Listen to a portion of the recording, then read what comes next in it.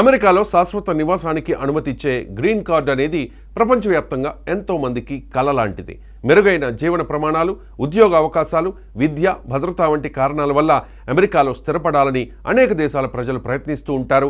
అయితే కాలక్రమేణా America immigration విధానాల్లో అనేక మార్పులు వచ్చాయి. ముఖ్యంగా వివాహం ఆధారంగా గ్రీన్ కార్డు పొందే ప్రక్రియ గతంతో పోలిస్తే చాలా కఠినంగా మారింది.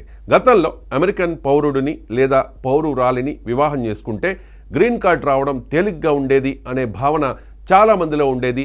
చట్టపరంగా పెళ్లి జరిగిందని పత్రాలు చూపిస్తే సరిపోతుందని అనుకునేవారు. కానీ వాస్తవానికి ఇది అంత సులభమైన ప్రక్రియ కాదని ఇటీవల సంవత్సరాల్లో ప్రభుత్వం మరింత స్పష్టంగా తెలియజేసింది.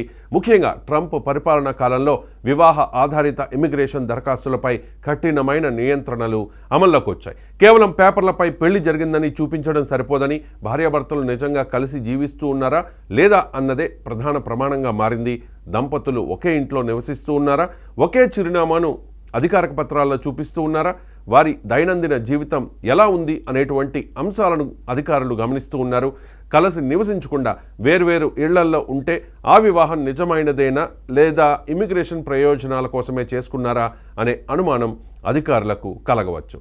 ప్రముఖ ఇమిగ్రేషన్ న్యాయవాది బ్రాడ్ బెర్న్స్టైన్ ఈ విషయంపై స్పందిస్తూ, కేవలం పెళ్లి బంధం ఉన్నంత మాత్రాన గ్రీన్ కార్డ్ రావడం కష్టమేనని, దంపతులు కలిసి జీవిస్తూ ఉన్నట్లుగా నిరూపించాల్సిందేనని పేర్కొన్నారు.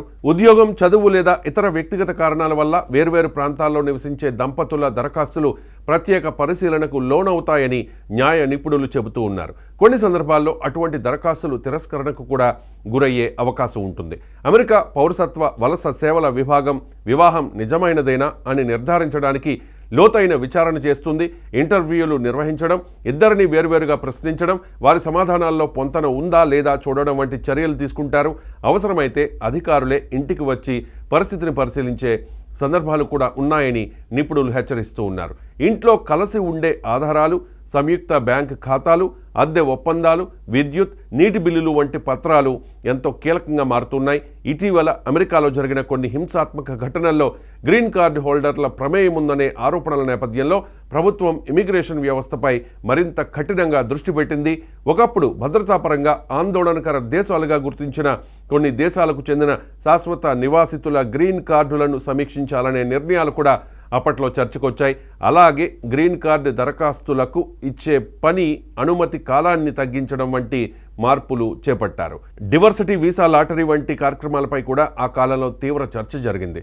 ప్రతి ఏడాది వేలాది మందికి అవకాశాలు కల్పించిన ఈ పథకం అమెరికా ఇమిగ్రేషన్ విధానంలో ఒక ముఖ్యమైన భాగంగా ఉండేది. అయితే భద్రత, వలస నియంత్రణ వంటి కారణాలతో ప్రభుత్వం ఈ కార్యక్రమాలపై పునరాలోచన చేసింది. మొత్తంగా చూస్తే అమెరికాలో గ్రీన్ కార్డు పొందడం ఇప్పుడంటే కేవలం అదృష్టం లేదా పత్రాల వ్యవహారమే కాకుండా వ్యక్తిగత జీవితం, సంబంధాల నిజాయితీ, చట్టపరమైన నిబంధనలకు అనుగుణంగా ఉండడంపై ఆధారపడి ఉంది. ప్రత్యేకంగా వివాహ ఆధారంగా దరఖాస్తు చేసుకునేవారు ఎంతో జాగ్రత్తగా ఉండాల్సిన పరిస్థితి ఏర్పడింది.